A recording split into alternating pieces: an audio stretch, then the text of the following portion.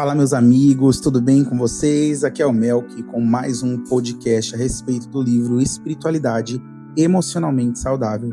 Esse livro que tem nos abençoado tanto através desse podcast e que você também pode aprofundar na leitura dele. Então, eu te indico adquirir o livro físico também. Você pode fazer isso pela internet. Se quiser, você pode fazer pelo link que está aqui embaixo. E eu tenho a certeza que, assim como isso tem impactado você me ouvindo fazer comentários sobre, ler aquilo que o Peter Scazzero colocou no livro vai ser libertador. Vamos lá, esse é o episódio 4 e o tema dele é a espiritualidade que nos ensinou a fugir de nós mesmos. Como fomos formados a correr, reprimir ou apagar em nome de Deus. Isso não é acusação, tá? É revelação.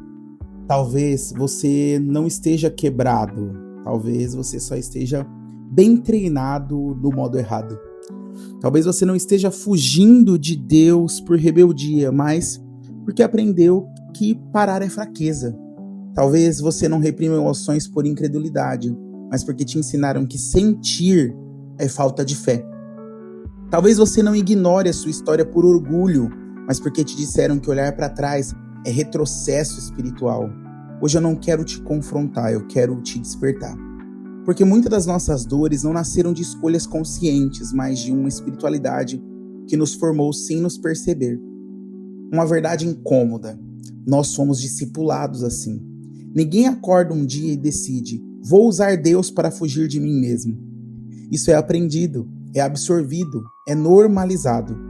Nós aprendemos uma espiritualidade que valoriza fazer mais do que ser, aguentar mais do que sentir, avançar mais do que parar, parecer forte mais do que ser verdadeiro.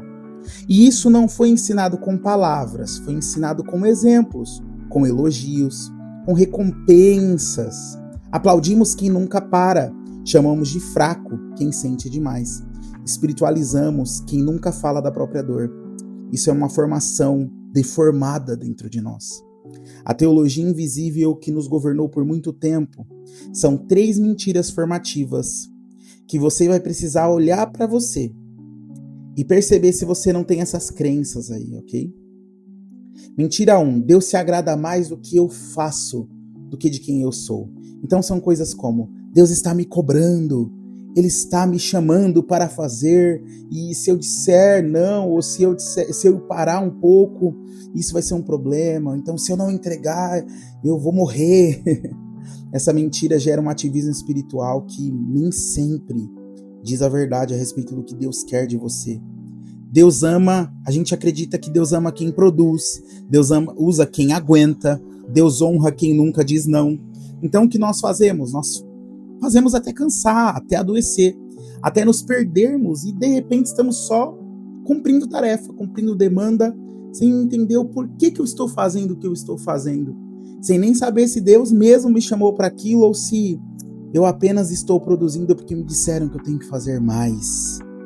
Marcos 3,14, Jesus chamou os discípulos para que estivessem com Ele e não para fazer com Ele. O chamado de Deus para você é você estar com Ele, não fazer. Tem tanta gente que está fazendo perdido e nem sabe mais o porquê está fazendo.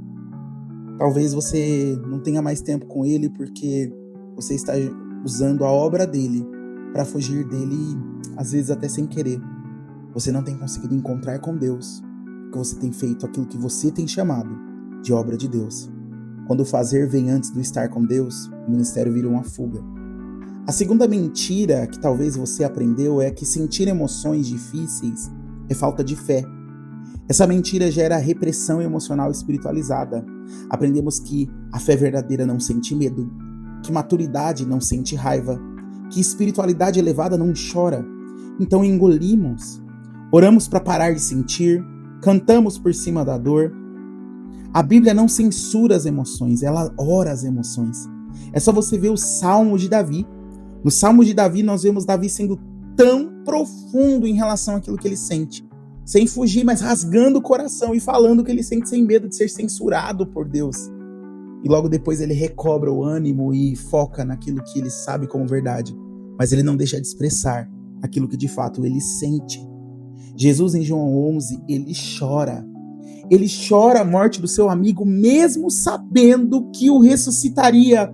Ele chora porque ele escolhe sentir a dor, ele escolhe sentir o luto, ele mostra para nós como faz parte sentir.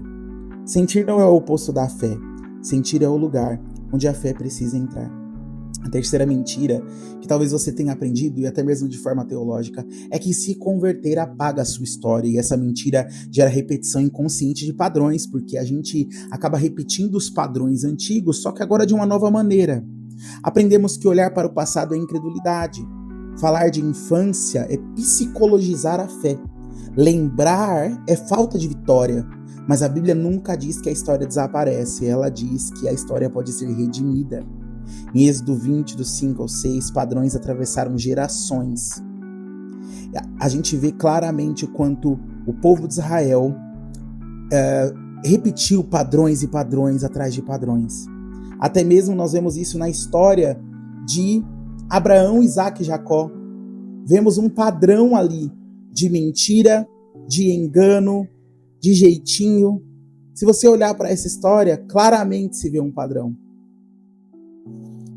O que não é tratado espiritualmente se repete emocionalmente. O resultado desse modelo de espiritualidade é que esse modelo formou líderes exaustos, casamentos funcionais, mais frios, casamentos só para mostrar para a igreja, ou então problemas escondidos, igrejas barulhentas e almas infelizmente perdidas, pessoas cheias de linguagem bíblica, mas vazias de verdadeira alegria, muita fé operacional, mas pouca fé de verdade que transforma o interior. E o mais perigoso é que isso parece normal para nós. Jesus, ele é diferente disso. Ele não forma pessoas aceleradas, ele forma pessoas inteiras. O próprio Jesus se retira, sente compaixão, chora, confronta, dorme. Pergunta: o que você quer que eu faça? Jesus não corre da humanidade, ele a assume. Seguir Jesus não é fugir de si mesmo, é finalmente se reconciliar consigo diante do Pai. Eu quero fazer um convite para você. Deus talvez não esteja te chamando para fazer mais, se esforçar mais, orar mais, servir mais. Talvez Ele esteja chamando você para desaprender, desacelerar, sentir, lembrar, integrar áreas da sua vida. Porque maturidade espiritual não é ausência de dor, é presença de Deus no meio da dor. Pergunte-se com honestidade: o que eu aprendi sobre Deus que talvez não veio dele? Onde minha espiritualidade me ensinou a correr e a sempre ser um produtivo ao invés de ser um contemplativo? Que partes de mim eu aprendi a silenciar em nome da fé? O que eu preciso desaprender para amadurecer?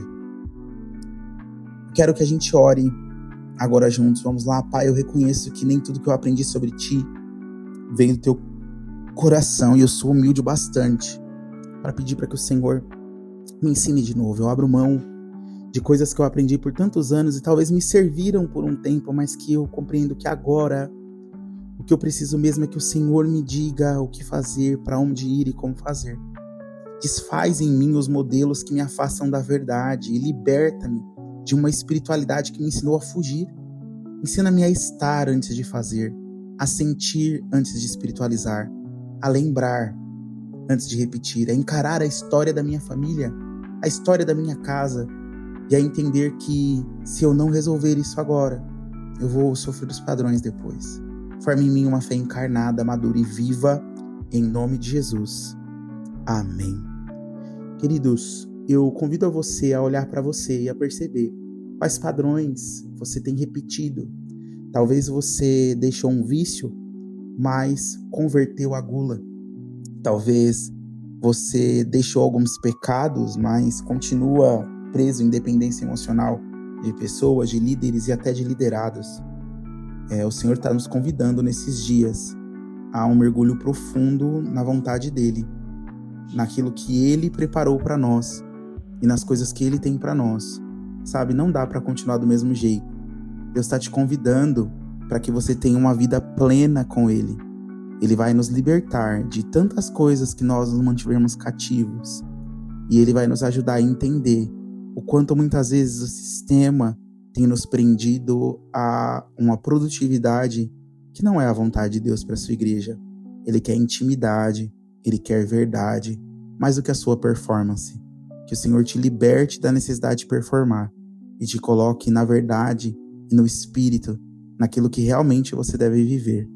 Amém, queridos? Está sendo muito bom compartilhar isso com vocês, de verdade. Lembrando que se você quiser se aprofundar no livro, você pode comprar ele online, você pode ouvir o audiobook, e se você quiser, você pode adquirir ele comigo. Nós enviamos para todo o Brasil. O link está aqui na descrição. Deus abençoe. Até mais.